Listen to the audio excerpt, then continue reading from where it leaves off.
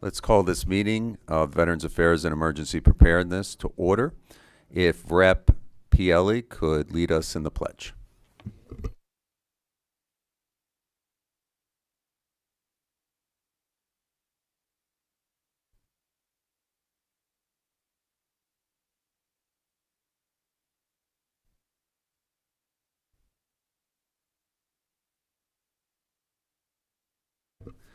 We have 3 items. Oh, excuse me. Jamie, can you please call the roll?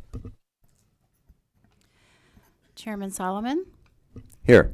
Representative Borowski, Representative Brown, designation, Representative Doherty, Representative Genst, designation, Here. Representative Haddock, designation, Representative Ingalls, designation, Representative Monroe, designation, Representative O'Mara, designation, Representative Pielli, Representative Sappi, designation, Representative Scott, designation, Representative Takak, designation, Representative Webster, designation, Chairman Gillen, Representative Banta, designation, Representative Bashline, designation, Representative Cooper, designation, Representative Ham, Representative Kerwin, Representative Krupa, designation, Representative Major, designation, Representative Rigby, Representative Stender, Representative Wattrow, Representative Stender, designation, Representative Wattrow, designation, Representative Williams, designation. No, I'm here. Oh, we got you. We have a quorum. Who said we got you? I did. Oh, no, you said we got you. Who was speaking? Got it. Thank you. Thank you. So we have our folks online, and then we have a mysterious number, 814-299. Yeah, we probably don't want to do that. Right. 814. Who are you?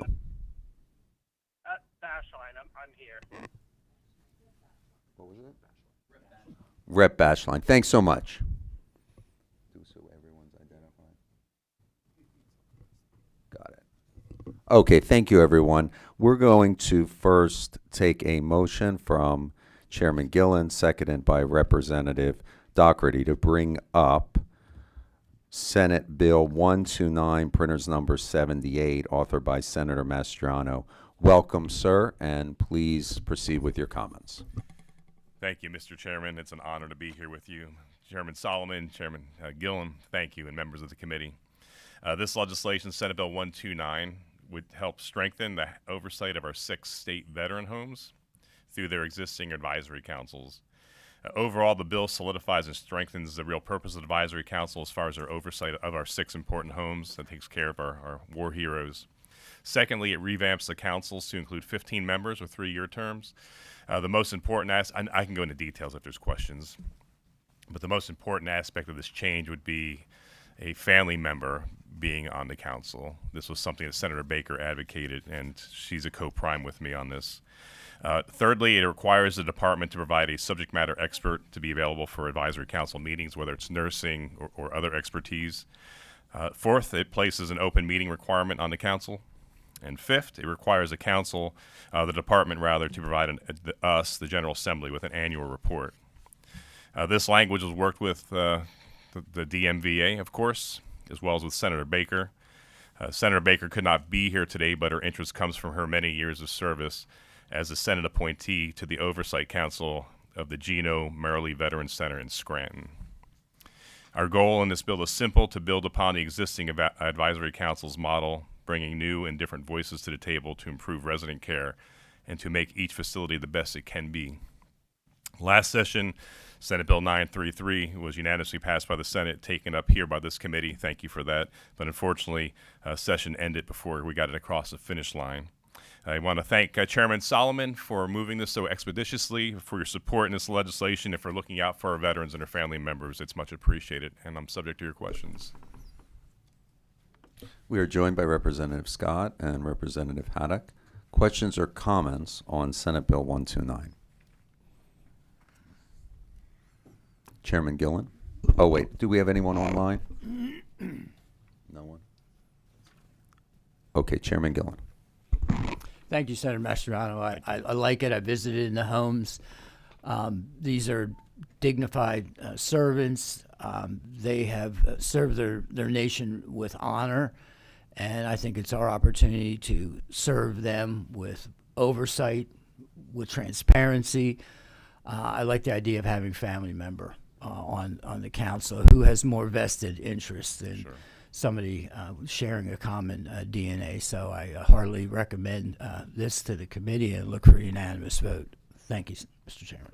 And I want to echo the chairman's comments on the bill, and also thank you to you, Senator. We brought up specific questions and concerns. You took them back. You've worked with us to, I think, make this bill better, and we really appreciate that, Senator. Thank you, Mr. Chairman. Seeing no other comments or questions, are there any, who are we joined? Representative Stender, thanks for joining us. Are there any negative votes on the bill? Seeing none, Senate Bill 129 passes unanimously and will move to the House floor. Thank you, Senator. Thank you. Next up, and we are joined by Representative Benham. We have House Bill 453, printer's number 435. I will take a motion from Representative Scott, seconded by Representative Haddock, to bring up the bill. Representative Benham, your comments, please. I want to thank the chairs and committee members for your time today and for considering this legislation. I also appreciated your support of this legislation last session, and hopefully we can get it fully done this year. My bill would reclassify 911 workers as first responders. I'd like to note that this adds no cost to Pennsylvania taxpayers. They're currently classified as administrative or clerical workers, and I just don't think that reflects the work that they do when they're routinely dealing with suicidal individuals, shootings, emergencies, crisis situations of all kinds. They're the first to respond in a crisis, and as a matter of workplace dignity, I believe they deserve full recognition for their role in providing life-saving instructions over the phone and ensuring that emergency services reach callers safely.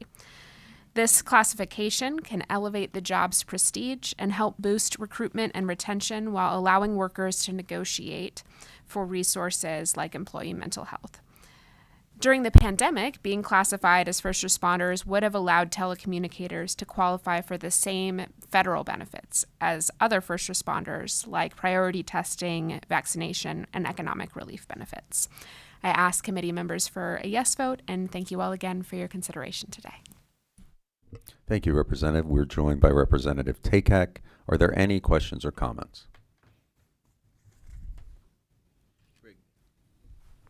Representative Rigby. Thank you, Chairman, and I agree with this. I do have a question, though. Do we have a definitive list of what a first responder or who a first responder is? I also believe coroners should be included on the first responders also. And I've yet to see anything that defines who a first responder is, and I think maybe at some point this committee should come up with something that definitely defines the title of first responder. But I agree, 911 dispatchers, we've discussed this in the past, are our first line till it gets to the police or to the fire. So while I support it, I would like to see us put together some sort of a list that would certainly clarify who is and who is not. Thank you. Yeah, and we have, Mike's going to go into more detail, but we have here what's defined in Title 35. It's sort of pieced together, so we need to make sure, and I welcome the opportunity to add on to that if there's other professions that might meet this mark. But Mike, if you want to provide more detail. Sure, you covered the highlights there. Essentially, emergency responder, first responder is not defined anywhere across statute for everything.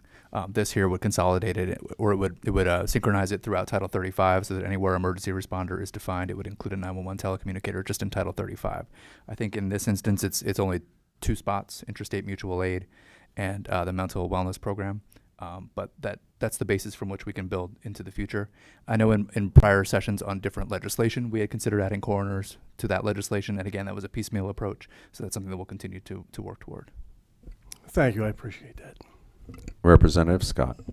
thank you so much to the sponsor of this legislation for bringing this forward. We've been working a lot as a committee with telecommunicators. In fact, I was proud to host this committee at the Montgomery County Emergency Operations Center back when we were pushing for additional funding for 911, among other things. I think this is in line with the work that they do on a day-to-day basis. Last year, Representative Khan, myself, and Representative Green did a resolution honoring them, telecommunicators, for the work that they do. We visited a couple PSAPs where these telecommunicators work, and I think that oftentimes people don't know exactly what they do until they need them, but we're thankful for their level of professionalism, their dedication, and because of the way the system works in Pennsylvania, each county operates differently in terms of how their work schedules and all that, but they all have a uniform standard that is set by the state, and that standard is very high. And so for that, I'm incredibly grateful for them and the work that they do, and thank you for bringing this legislation forward. Thank you, Representative. Chairman Gillen. Thank you, Mr. Chairman. I thank the good representative from, I think, Allegheny County, if I'm not mistaken. I was on the dispatch side of the equation a number of years ago, and if you look at the stresses, and I've ridden ambulances, I've worked on the back side of ambulances, and you look at the stresses, they're, in a very real sense, commensurate, because you're working with somebody on the ambulance, and it's the worst day of their life. Back at the dispatch, while you're working, they probably moved on to the next crisis. And so I think we ought to honor and respect their service and make sure, at no taxpayer expense, as I recall, they get what they need in the way of support. So I heartily endorse this legislation. Look for a unanimous vote. Thank you, Mr. Chairman. Thank you, Chairman. And just to concur with that, I think the 2022 911 report put a charge to us to do better in recruiting new 911 dispatchers. And in order to do that, I think we need to begin to tell their story, what they actually do in communities on the ground. Because I think if people begin to see this as true service, as service to both community and Commonwealth, we're going to be able to recruit and retain the best and brightest into this profession. So thank you for bringing this bill up. Are there any negative votes? Seeing none, House Bill 453 is reported unanimously to the floor for consideration. Thank you, Representative. Our last item of business is House Bill 430. I will take a motion from Representative Ham, seconded by Representative Borowski, to bring up House Bill 430, printer's number 404, for consideration. Oh, great. Representative Mako will provide comments, but first we're going to bring up an amendment authored by Chairman Gillen. I will take a motion by Representative Kerwin, seconded by Representative Pielli, to bring up Amendment A00038. Chairman Gillen, comments on your amendment. Thank you very much. I want to commend the maker of the bill, Representative Mako. I think most people in this room recognize that he has flown over Fort Indiantown Gap. It is not uncommon in the legislature for someone to bring their expertise into the room and into bill making. And I think for a combat veteran, helicopter pilot, and the second busiest heliport in the United States of America with 7,000 flights coming and going, I think his experience, and I flew over Indiantown Gap with Representative Mako and had a conversation regarding the situation with the possibility of wind turbines there. So I'm merely working to strengthen a high-quality piece of legislation so that the FAA gets involved in this process. And I think we all have followed the news recently about really busy airspace and some of the consequences that can rise out of it. So the turbine owner under the amendment is going to notice the Federal Aviation Administration, and no permit will be issued. And really, this is just a matter of common sense. That no permit should be issued if there is an impact on military operations. And it's unacceptable to have a risk to national security, regardless of what it is that's being developed on the periphery of a base. And so no permit will be issued if there is a risk to national security under the amendment. Thank you, Mr. Chairman. Thank you, Chairman Gillen. Comments or questions on the amendment? Are there any negative votes?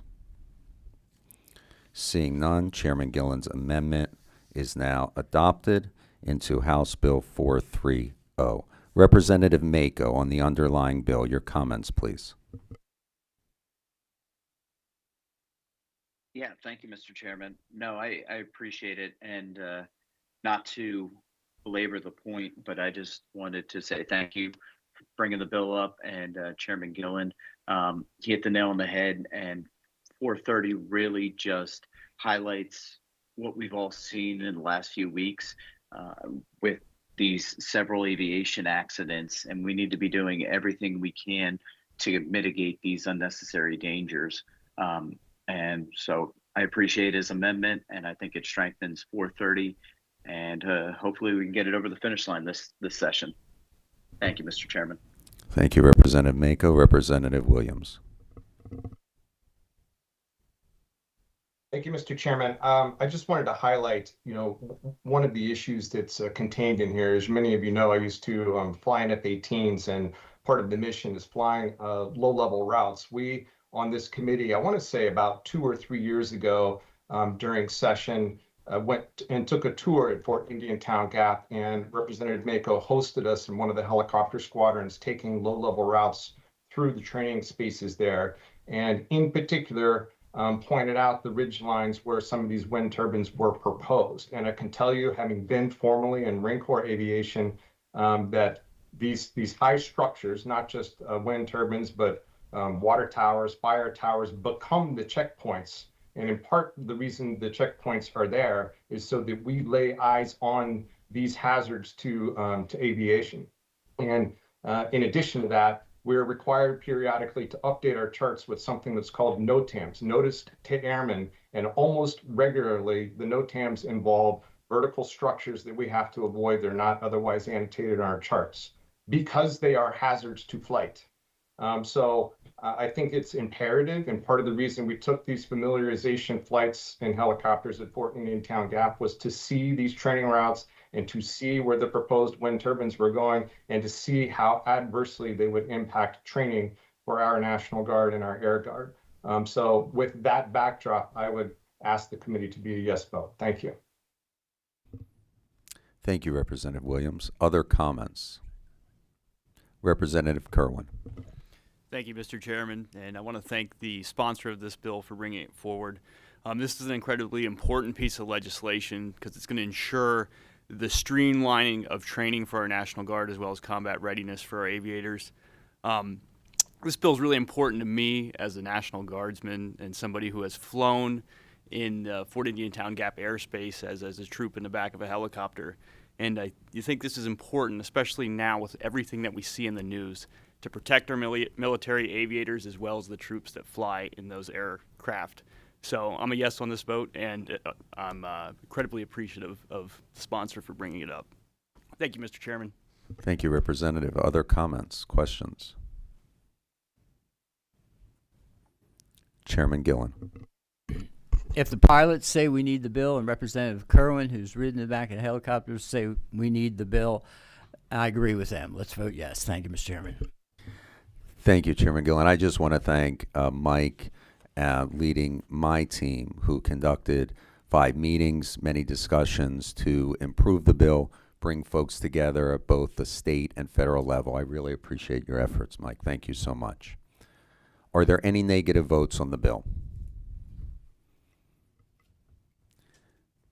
Seeing none, House Bill 430 as amended moves to the floor for consideration. Is there any other business before the committee? Thank you, everyone. This meeting is adjourned.